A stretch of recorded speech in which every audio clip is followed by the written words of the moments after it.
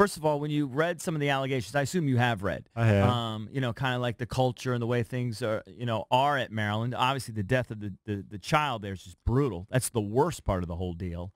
But talk about sort of how pervasive that is, how necessary that is. How did you, coach?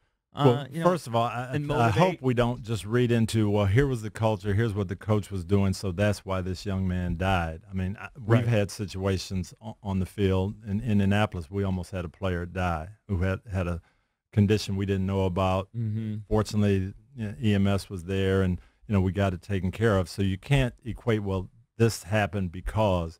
But I do think we are a victim of caricatures, that we think that's the way it has to be. I was telling you guys a story. One of the last interviews I had before I got my head job in Tampa, I was explaining to this owner how I was going to do things. He had heard about my reputation. He said, I know you don't use profanity. You rarely raise your voice.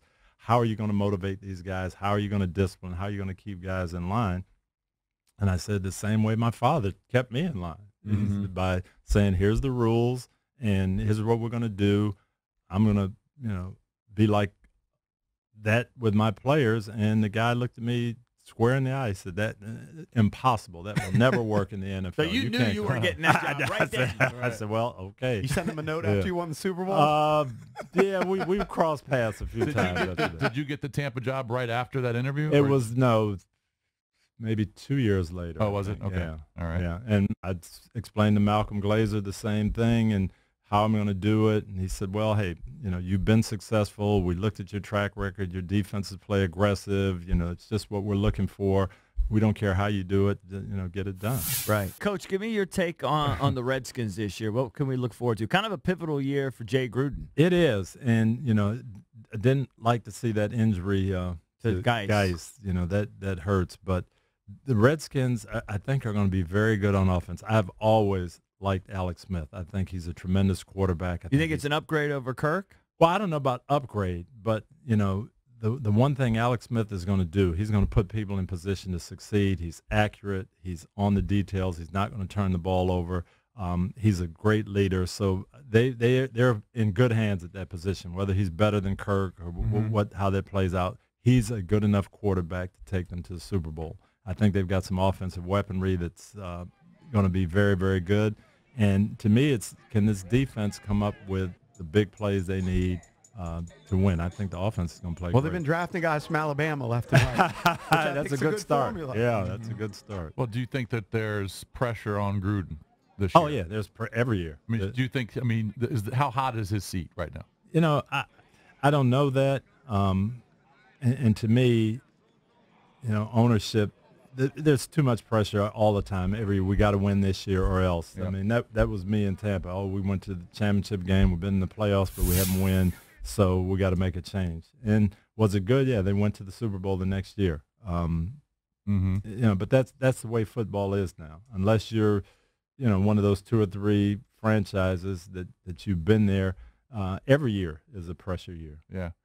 What was it like with somebody that was, I think in a great way, so neurotic about his sport and preparing? I know there was like one infamous picture where he had his helmet on and he was in a hot tub rehabbing, and he had like a laptop looking through some watching plays. Practice when he's in the ice tub.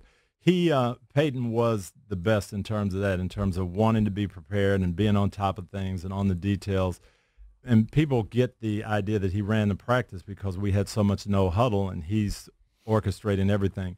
But he's listening to Tom Moore through the headset, and he's getting instruction. Tom Moore ran the practice. Sure. But Peyton is on the field doing it. So, but I've never been around a guy who knew as much about the game and about what was going on. And he would come in every Tuesday, which was supposed to be the players' day off and game planning. He'd come in on Tuesday with a yellow legal pad with 500 things that he wanted to do, and he'd show Tom, and then Tom would whittle it down. Did he have almost like a photographic memory, like recall? Because I know there was a piece, I don't know if it was 60 Minutes, there was a piece about Sean McVay, that Sean McVay can remember a second down play. Just pick week 3, second down, second quarter. He'll remember the exact play that he ran, just boom, right off the top of his head. 1997, Peyton was the college player of the year. I was the NFC coach of the year. We're at a banquet in Philadelphia, and ride together, my wife and I, Peyton and his mom and dad, to the banquet. And 5 years later, 2002, I get the head coaching job. Hi to him. I remember this. We're at the, he wrote everything. My wife's name, my kids' names, the hotel we stayed at, the hotel the banquet was, who was the featured speaker, went down everything 5 years later. And I said, yeah, we might have something special here. What year was it that Vanderjagt missed the chip shot layup? That was that was against Pittsburgh, wasn't it? Against Pittsburgh in the 2005 championship. Could you even believe what you were seeing? No, Mike had never missed a big he was solid. Money. Never missed a big kick for us. Crazy thing, we're down 3 points. They've got the ball. They made a first down at the 4-yard line. They're running out the clock. And I told Gary Brackett, we took our last time out and said, hey, the only chance we got is to knock a ball loose.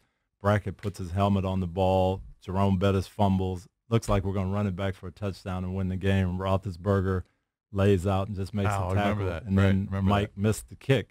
And we were all just shocked, He never misses big kicks. How far was that? I can't remember. It was 40, 41 yards. Was it? Yeah. But for him, that's a layup. Indoors, just no thought he was going to miss.